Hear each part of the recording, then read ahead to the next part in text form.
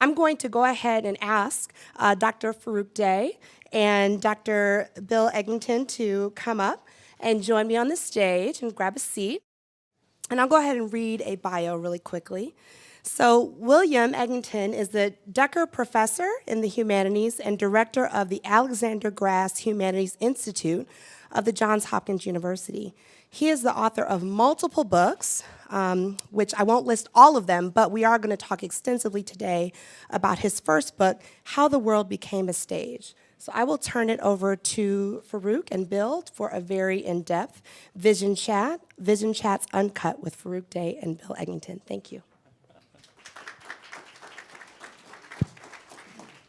Thank you, Elena, and welcome back to Johns Hopkins University.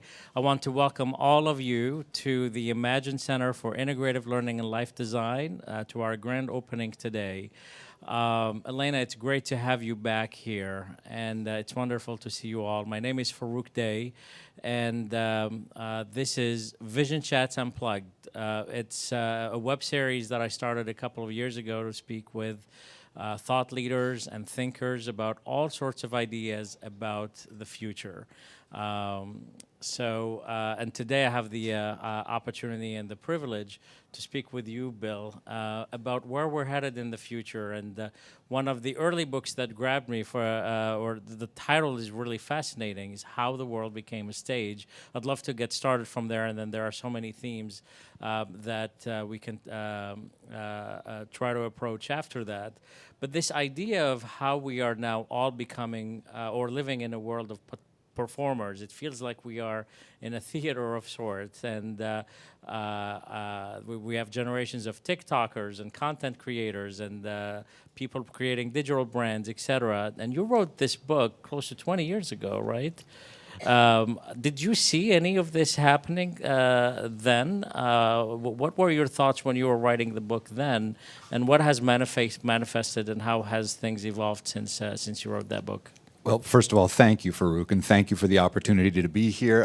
I would say that this is an amazing buzzing of energy, and it is, but it's not much different from the last time that I came, and it was already buzzing with energy. So this is a fantastic space you've created. It's a real pleasure to be here.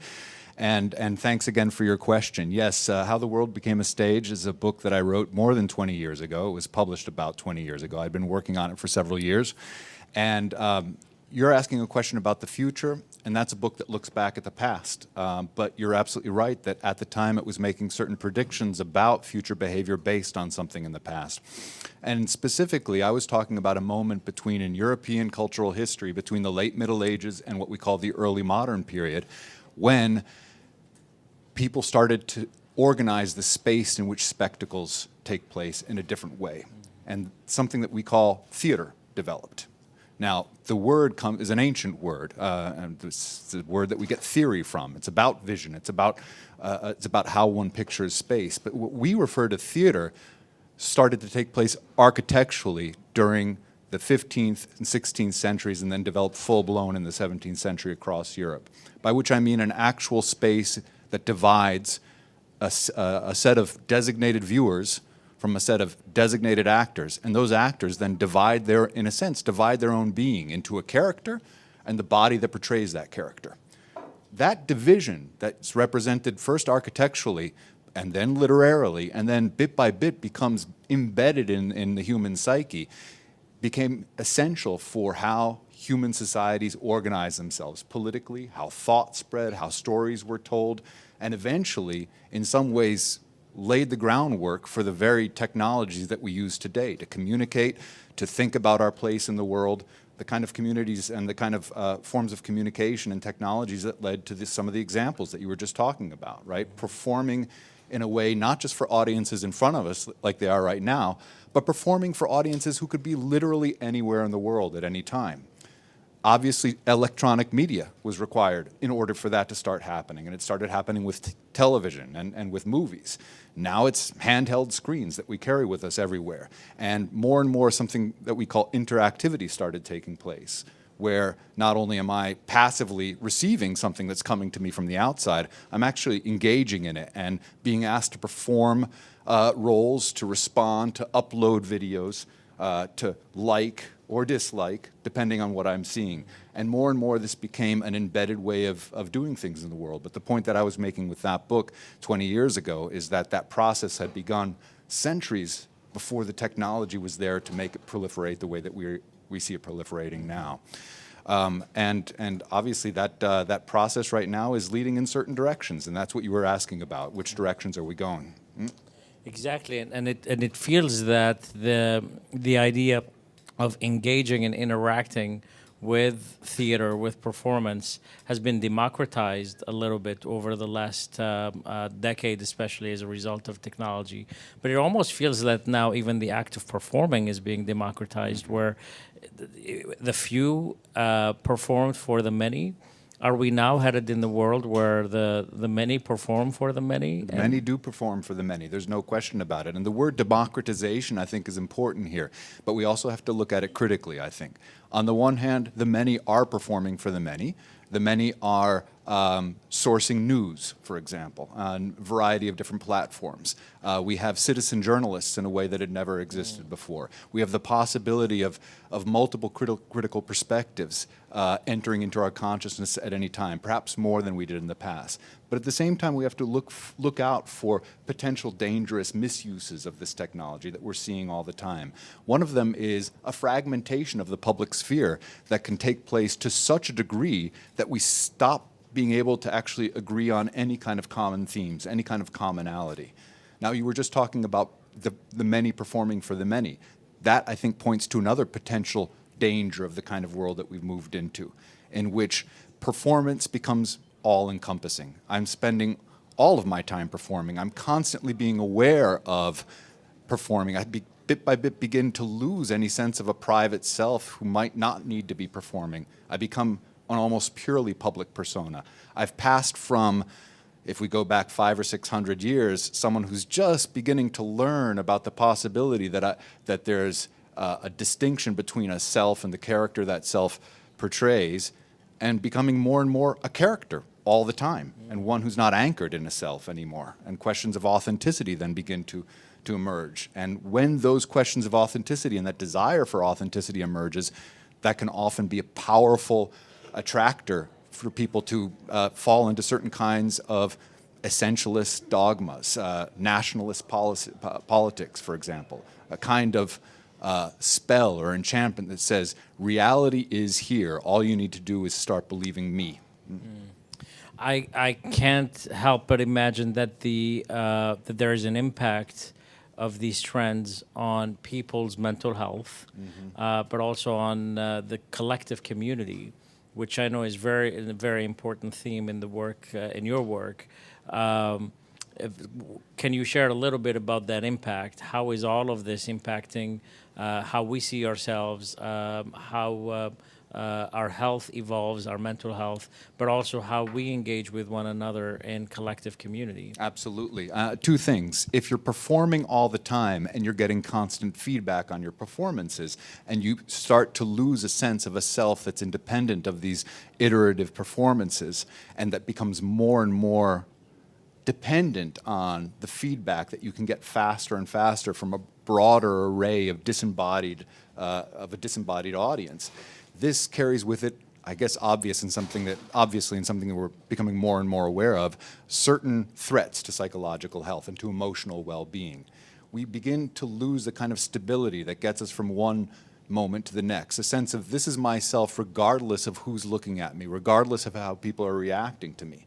And we've seen an extraordinary crisis in mental health, especially among young people, especially among those most susceptible to notions of, for example, potential body dysmorphic disorders, potential ideas of this is how you have to look to be an acceptable member of society. The failure to live up to, there were always, let's be clear about this, there were always unrealistic standards being set back in glossy magazines, for example.